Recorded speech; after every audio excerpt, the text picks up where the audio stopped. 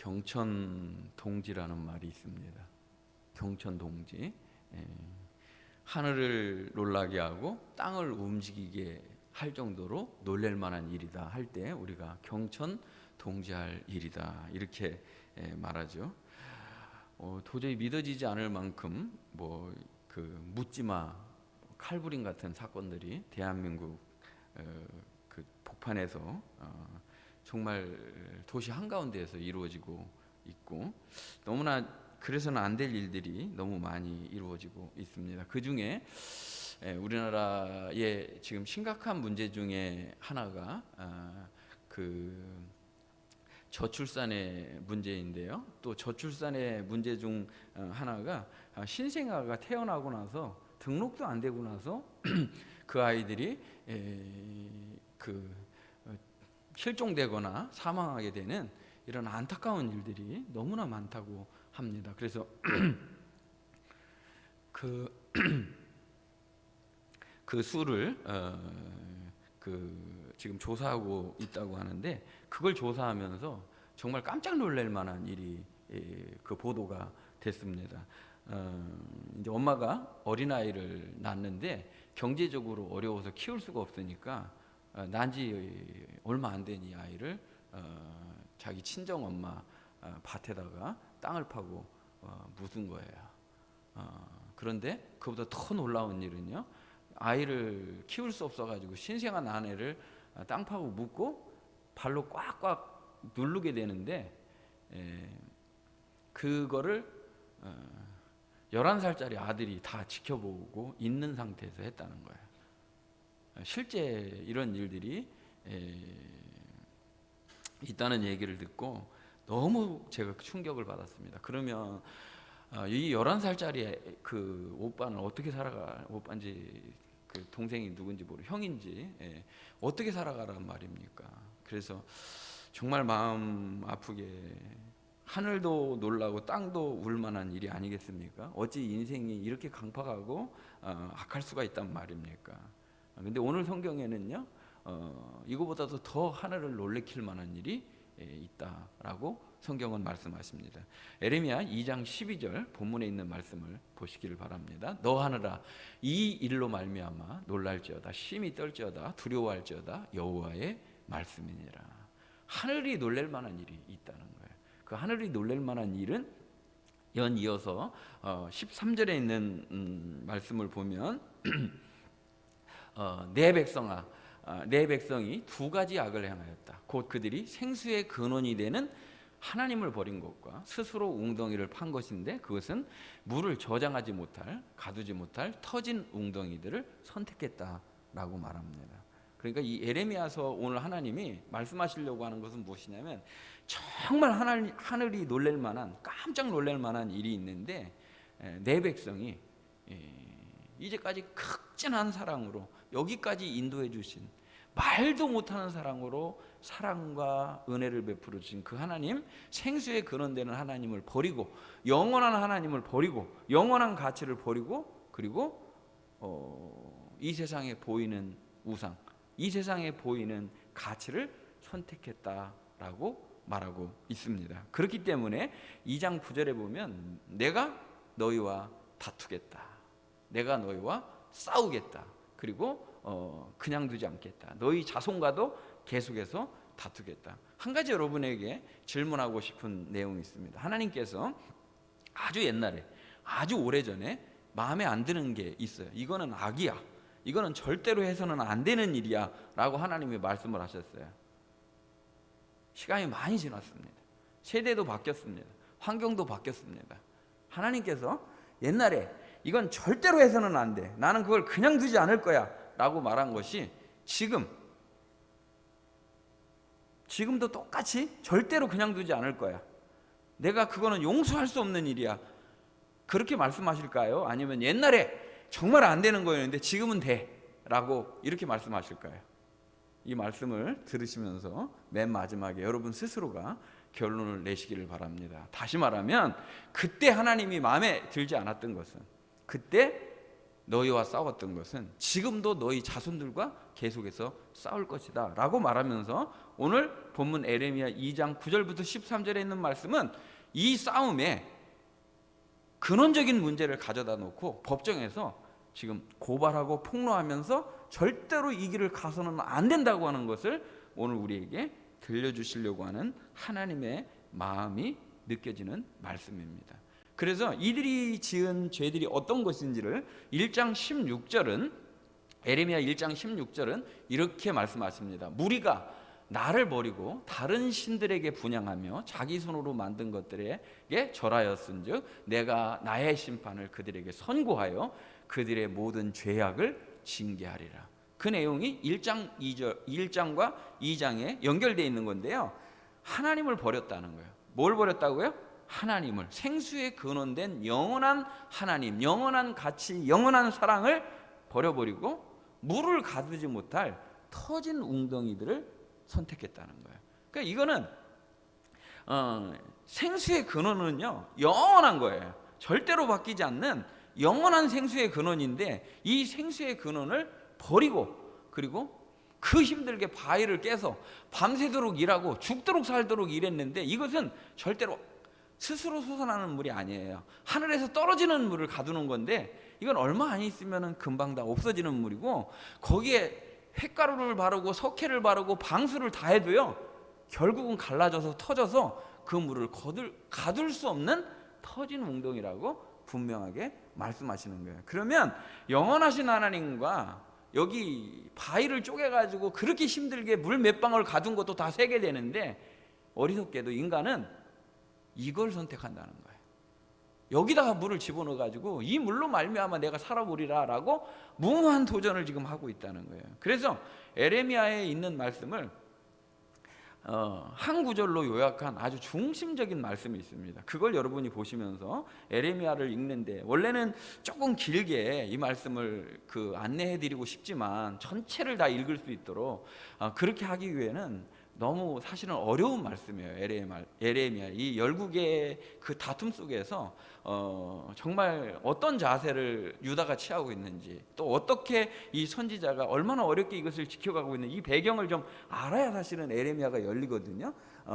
근데 하여튼 에레미야서를 읽는데 이 구절 한 구절은 여러분이 잊어버리지 말고 꼭 한번 같이 읽어보도록 하겠습니다. 에레미야 2장 10절에 있는 말씀을 보시면 1장 10절이죠. 1장 10절에 있는 말씀을 보면, 보라 내가 오늘 너를 여러 나라와 여러 왕국 위에 세워 내가 그것들을 뽑고 파괴하며 파멸하고 넘어뜨리며 건설하고 심게 하였느니라. 조금 더 이 말씀을 보시면서 여러분, 에레미야에 있는 말씀은 두 가지 말씀을 계속 한다는 거예요. 어떤 거를 말한다는 거예요? 내가 너를 세워서 선포할 하나님의 말씀에 큰 두 주제가 있다는 거예요.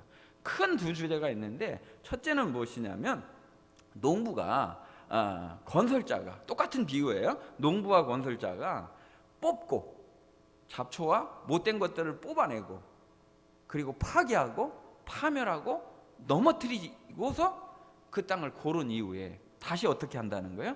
다시 건설하고 씨를 뿌리고 심게 해주시겠다는 거예요. 그러니까 앞에 있는 모든 말씀들은 에레미야가 12개의 설교를 통해서 여러 개의 환상을 보여주면서 결국은 하시려고 하는 말씀이 뭐라는 거예요?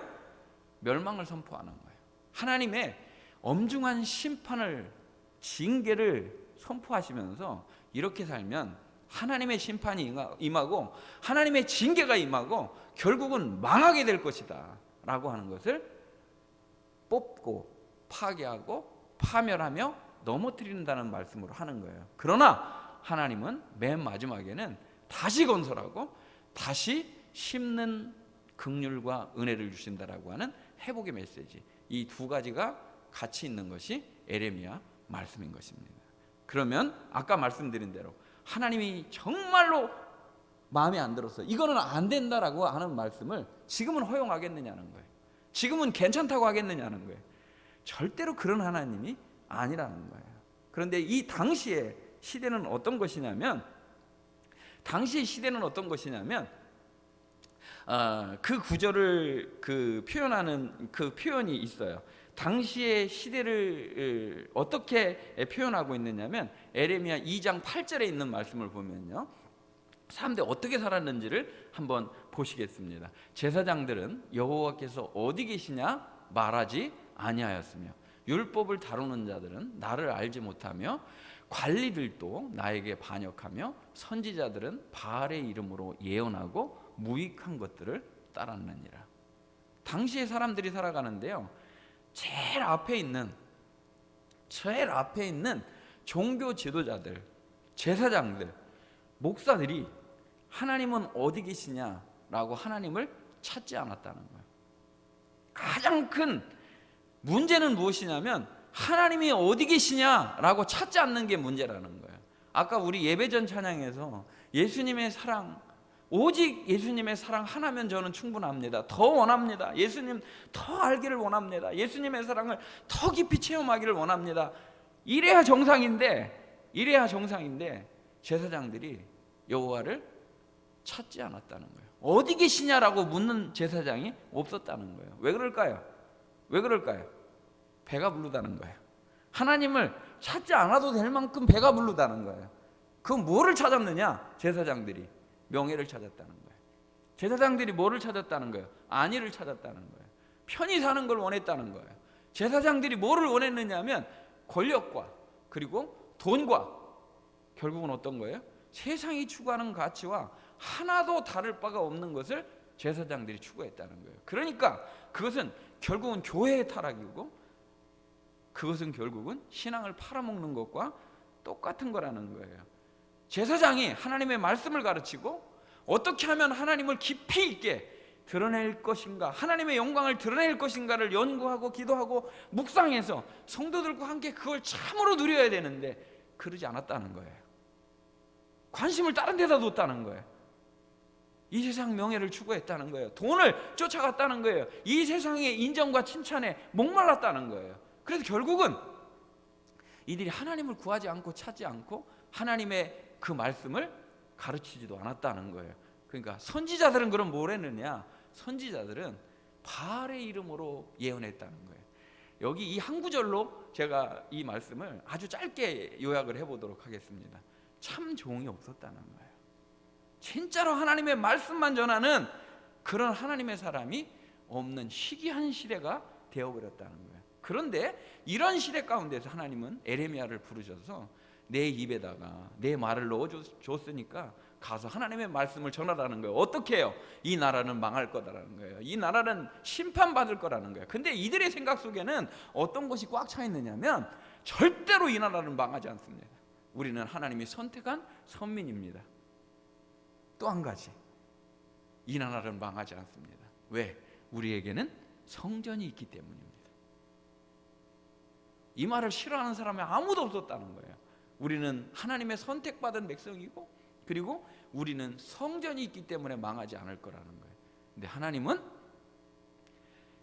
여기 성전이 있다 할지라도, 내가 선택한 백성이라 할지라도 이 두 가지 악을 고발하면서 폭로하면서 너희가 나를 버리고 터진 웅덩이를 계속해서 판다면 이 나라는 결국은 망하게 될 것이고 이 성전도 하나도 남지 않게 될 거라는 거예요.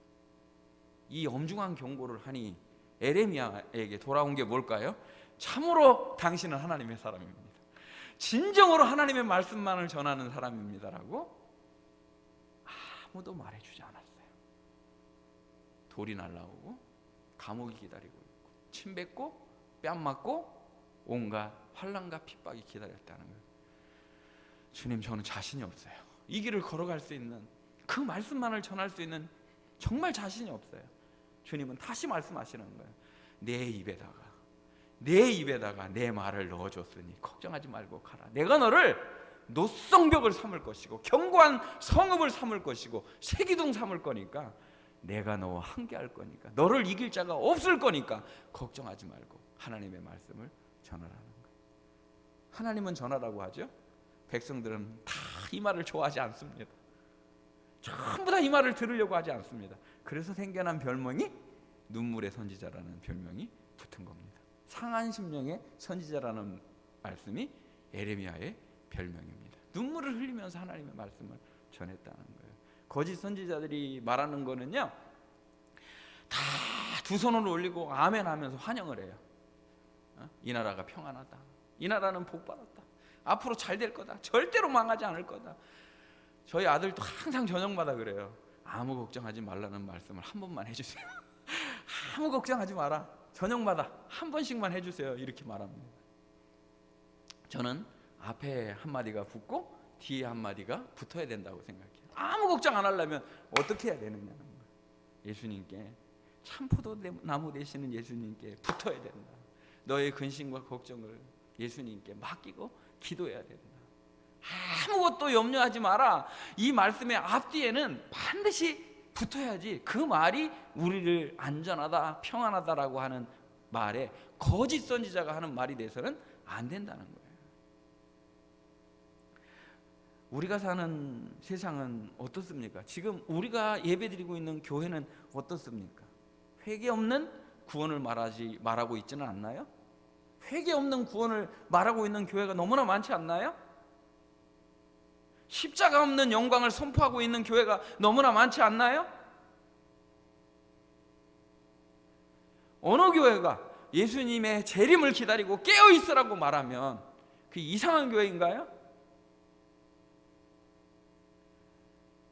거짓 선지자가 난무하고 축복과 평안이 하나님의 말씀을 정말 잘못 포장해서 전달하면 얼마나 위험한지를 우리가 정신을 차리고 하나님의 말씀을 바르게 듣고 바르게 읽어야 될 필요가 있음을 오늘 주님께서 말씀해 주고 계신 것입니다.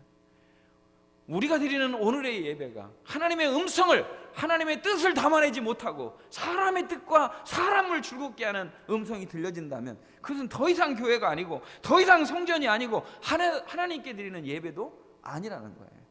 우리가 우리의 길을 즐겁게 하기 위해서, 우리가 아니라고 편안하기 위해서 하나님의 말씀을 듣는 것은 더더욱 아니라는 거예요. 내가 오늘 교회에 왔다라고 하는 위안을 삼기 위해서 교회에 온 것도 결코 아니라는 거예요. 하나님 오늘 제게 말씀하여 주옵소서. 하나님이 원하시는 것을, 하나님이 제게 말씀하실 것을, 그것이 비록 책망의 말씀이든지 징계의 말씀이든지 심판의 말씀이든지 하나님의 말씀이면 듣기를 원합니다. 그 말씀이면 제가 제 삶을 고치고 말씀의 정으로 다듬어서 주님이 원하시는 자리로 나아가기를 원합니다. 그것이 말씀을 듣는 예배자의 자세가 아니겠느냐 하는 것입니다. 평안하다, 잘 된다라는 것이 중요한 것이 아니라 어떤 것이 하나님의 말씀이고 어떤 것이 하나님의 뜻이냐가 중요한 줄 믿고 말씀 자체를 들을 수 있는 귀한 성도들이 되시기를 주님의 이름으로 축복합니다. 야고보서 4장 4절에 있는 말씀을 보면 가늠한 여인들아 세상과 벗된 것이 하나님과 원수된 것을 알지 못하느냐. 그런즉 누구든지 세상과 벗이 되고자 하는 자는 스스로 하나님과 원수되는 것이니라. 이 새벽기도 때 제가 드렸던 말씀입니다.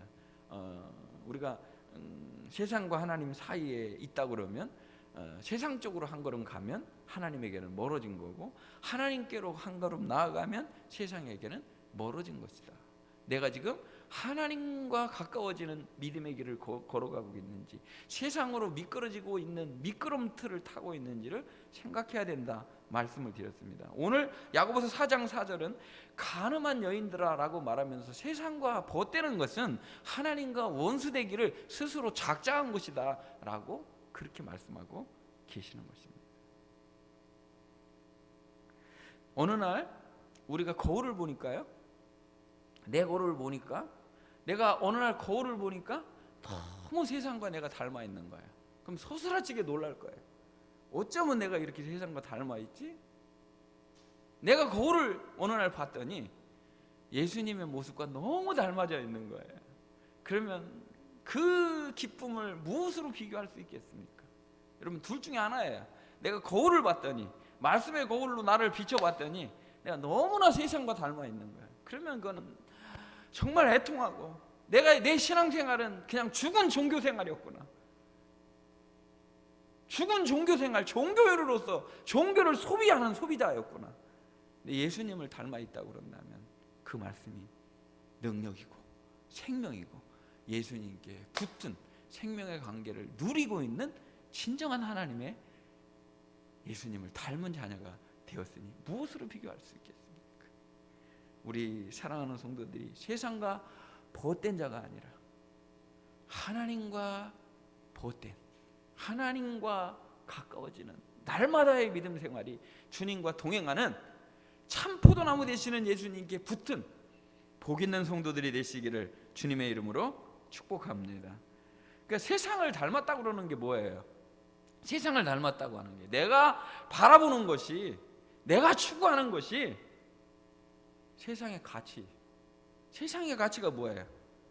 잘 먹고 잘 사는 거, 부자 되는 거, 세상에서 인정받는 거, 높아지는 거, 군림하는 거, 돈, 명예, 쾌락.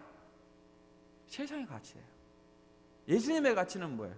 겸손과 온유이며 사랑이며 섬김이에요. 정반대의 길을 가고 있는데도 그걸 모른다 그러면 오늘 말씀을 통해서 예수님의 생애를 닮다 못해 예수님의 생애가 우리의 삶에서 재현되는 은혜가 있으시기를 주님의 이름으로 축복합니다. 그래서 주님은 우리에게 말씀하십니다. 너희는 이 세대를 본받지 말고, 세상을 본받으면 안 된다는 거예요. 이 세대를 본받지 말고 오직 마음을 새롭게 함으로 변화를 받아 하나님의 선하시고 기뻐하시고 온전하신 뜻이 무엇인지 분별하도록 하라. 분별하도록 하라.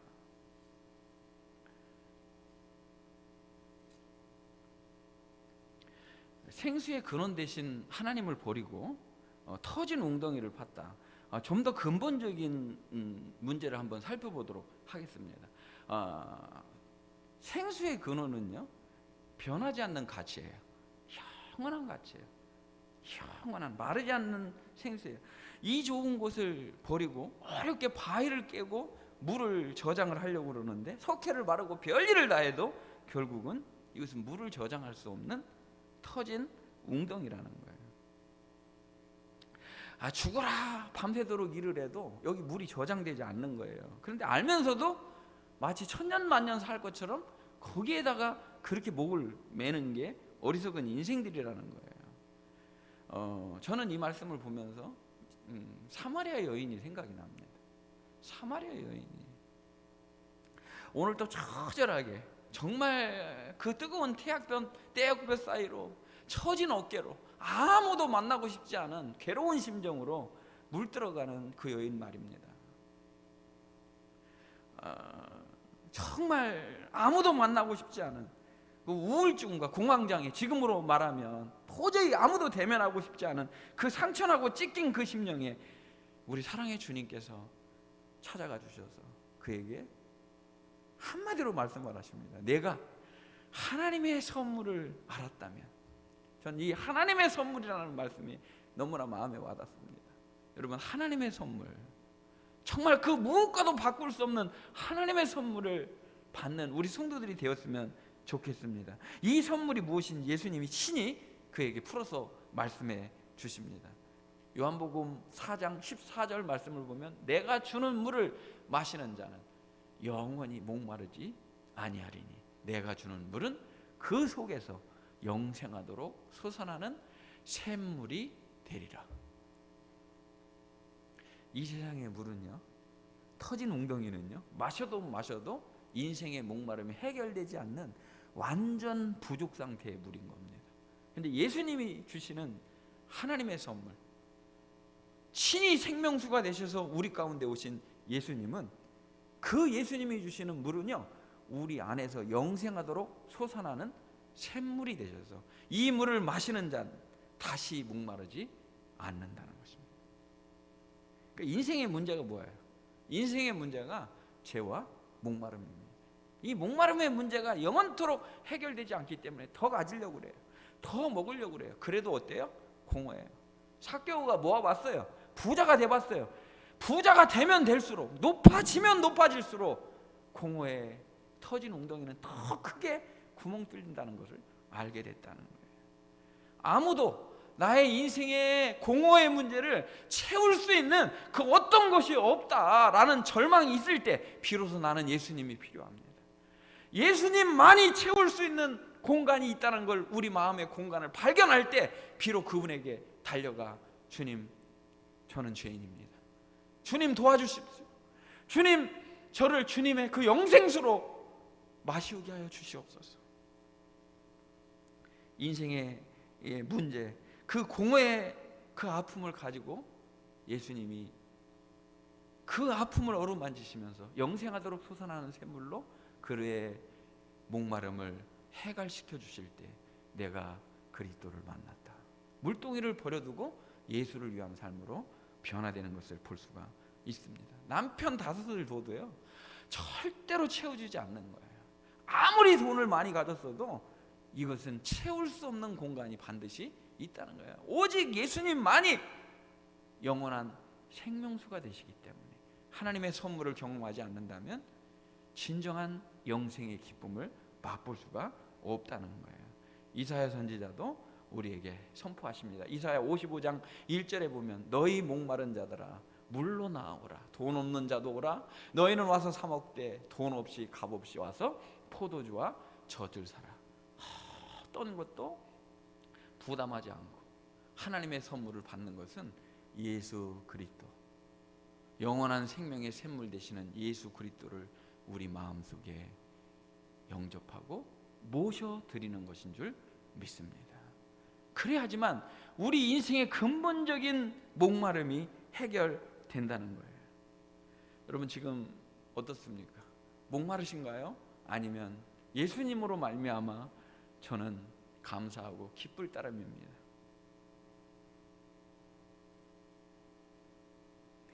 예수님은 우리의 영원한 목마름, 영원한 목이 찢어질 것 같은 그 갈증을 해결하시기 위해서 우리에게 오셨습니다. 요한복음 19장 28절에 있는 말씀을 보면 예수님이 그 후에 예수께서 모든 일이 이미 이루어진 줄 아시고 성경을 응하게 하려 하사 이르시되 내가 목마르다 하시니. 이 말씀 안 하셔도 되는데 예수님이 십자가에서 운명하시면서 내가 목마르다 그러셨다는 거예요. 근데 그 앞에 있는 말씀을 보면 성경을 응하게 하시려고. 굉장히 의미 있는 말씀이에요. 성경을 응하게 하시려고 주님이 한마디 이 내가 목마르다라고 하는 것은 모든 인생의 질고와 죄악의 짐을 다 짊어지시고 예수님은 우리의 완전한 해결되지 않는 이 목마름을 주님이 친히 목마르심으로 다 담당하시고 우리의 목마름을 그 어깨에 짊어지시고 우리의 목마름을 십자가에서 해결해 주셨다는 거예요. 다 이루었다. 우리의 죄와 사망을 그리고 그 목마름을 완전히 십자가에서 해결해 주신 것이 바로 십자가 사건이라는 거예요. 그러니까 지금 인간은 어떻게 했다는 거야? 인간은 생수의 근원 되시는 하나님을 무익한 영광, 우상 숭배와 돈과 쾌락과 그리고 이 세상에 있는 헛된 영광으로 바꿔버렸다는 거야. 그 뒤바뀐 바꿈을 예수님은 십자가에서 사망에서 생명으로 바꿔주셨다는 거예요. 근심과 걱정의 짐을 벗기시고 영원한 평강과 기쁨으로 바꿔주셨다는 거예요. 눈물을 진정한 기쁨으로 바꿔주신 십자가의 교환 사건을 우리에게 보여주신 거예요. 이제는 다시 목마르지 않는 물이 무엇인지를 우리에게 가르쳐 주신 거예요. 오늘 이 진정으로 우리가 바꾸지 말아야 될 것을 바꿨는데도 예수님은 우리를 버리거나 포기하지 아니하시고 다시 바꿔주신 거예요. 이제는 절대로 이걸 다시 바꾸는 일은 없어야 돼요. 예수님이 바꿔주신 영원한 생명, 영원한 기쁨, 영원한 만족 상태에서 주님을 따르고 주님께 붙어 주님과 동행하는 복을 누리는 우리 성도들이 되시기를 주님의 이름으로 축복합니다. 여러분 세상과 버치되어 마귀의 돈의 종이 되어 쾌락의 종이 되어 사시겠습니까? 이제 불빛 따라 날아가는 불나방이 되시겠습니까? 아니면 영원한 생명의 근원 되시는 영원한 생명의 생명수가 되시는 예수님을 따라 사시겠습니까? 세상이 추구하는 것이 마지막이 무엇인지를 성경의 마지막 책에서 우리에게 밝히 가르쳐 주십니다. 요한계시록 18장 2절에 있는 말씀을 보면 힘찬 음성으로 외쳐 이르되 무너졌도다 무너졌도다 큰 성 바벨론이여 귀신의 저수와 쭉 말씀을 하십니다. 무너졌도다 무너져. 뭐가 무너져요? 큰 성 바벨론이 무너졌어요. 저 창세기 그 인류의 문제가 무엇입니까? 생수의 근원 대신 하나님을 버리고 스스로 바벨탑을 쌓은 거예요. 창세기부터 바벨이 나와요. 바벨은 그러니까 뭐예요? 악의 근원이며 세상의 정신과 가치를 상징하는 거예요. 지금도 이 에레미야서의 배경이 뭐냐면 강대했던 아수르 세상의 나라는 곧 망하게 되고 결국은 바벨론이 이스라엘을 유다를 집어삼키게 된다는 거예요. 세 차례에 걸쳐서 침공해서 결국은 586년에 완전히 망하게 됩니다. 그런데도 그 끈을 놓지 않아요. 그런데도 회개하지 않아요. 70년 동안 바벨론의 포로가 돼서도 결국은 회개하지 않는 민족이 여기 있다는 것을 폭로해 주시는 거예요. 여러분, 이렇게 인생이 자아가 질겨요. 그러나 성경은 우리에게 밝히 말씀하십니다. 너희가 그렇게 추구하는 큰 성, 세상의 가치, 이것은 곧 무너지고 망할 거라는 거예요.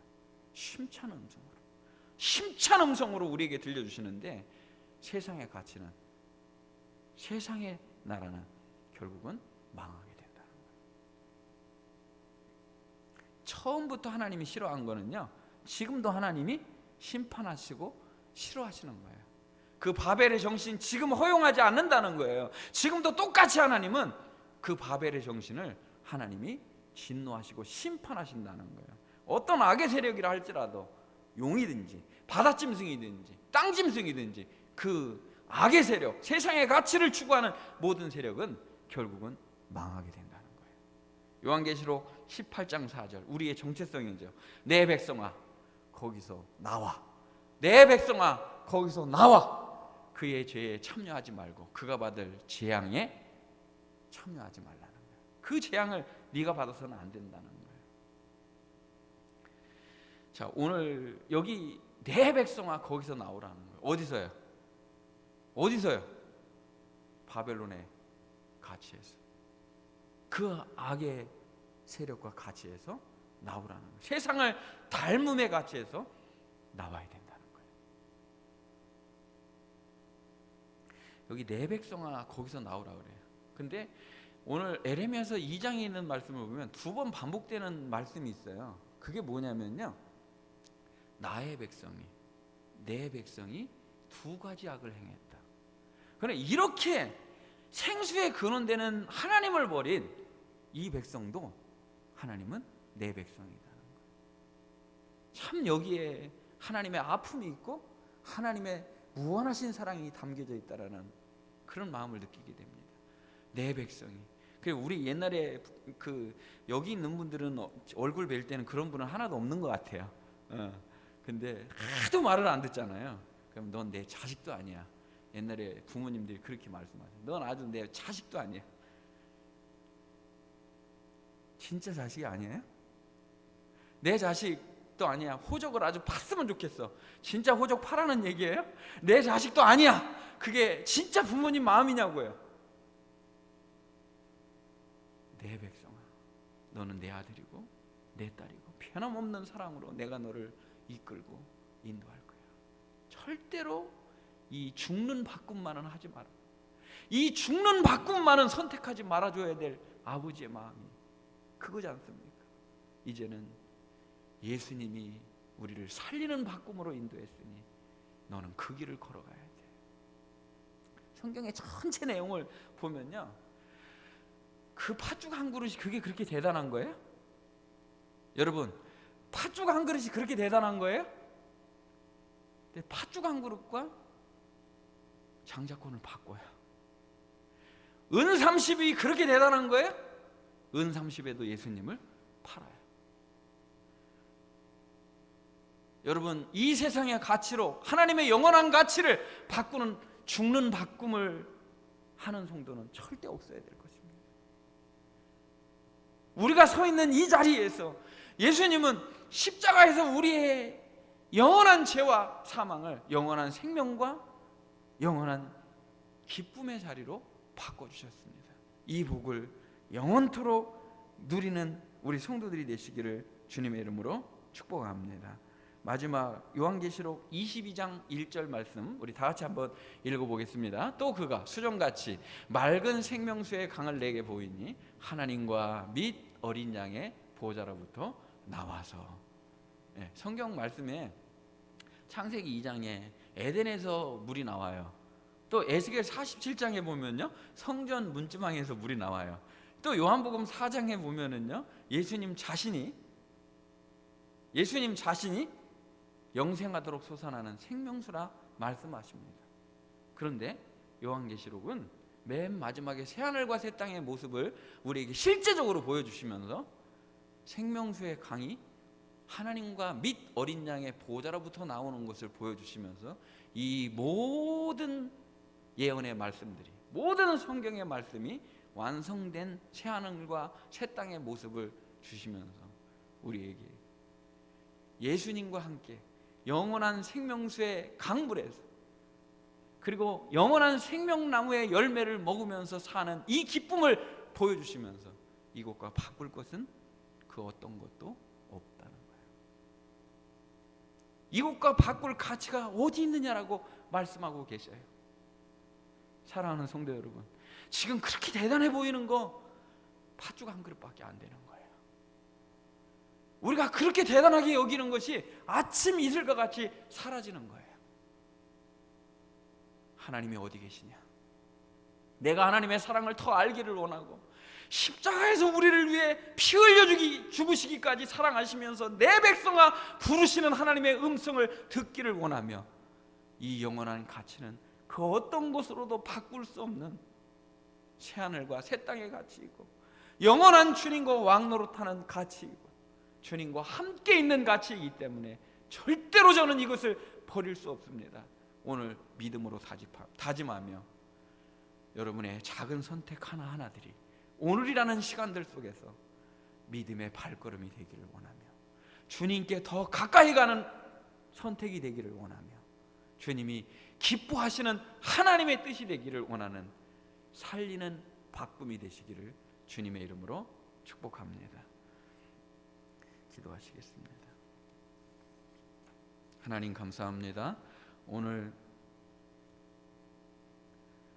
말도 못하게 경천동지할 아픔에 사건을 폭로하시는 하나님의 마음을 보면서 그래도 포기하지 아니하시고 내 백성아 거기서 나오라라는 힘찬 음성을 들으며 우리가 이 세상에 가치 없는 것과 영원한 생명의 가치를 바꾸는 어리석음이 없도록 성령님 저희를 지켜주시고 붙들어 주시기를 원합니다. 주님께 착 달라붙어서 이 영원한 가치를 누리며 주님이 가라 하시는 길을 아무리 어려운 길이라 할지라도 그 길만을 걸어갈 수 있는 저와 우리 성도들이 되기를 원합니다. 아버지, 오늘 이 예레미야서의 말씀을 마음속에 일평생 간직하며 말씀의 거울을 통하여 늘 주님을 닮아가는 모습을 확인하고 기뻐하고 감사하는 우리 성도들이 다 되게 하여 주시옵소서. 예수님의 이름으로 기도하옵나이다. 아멘.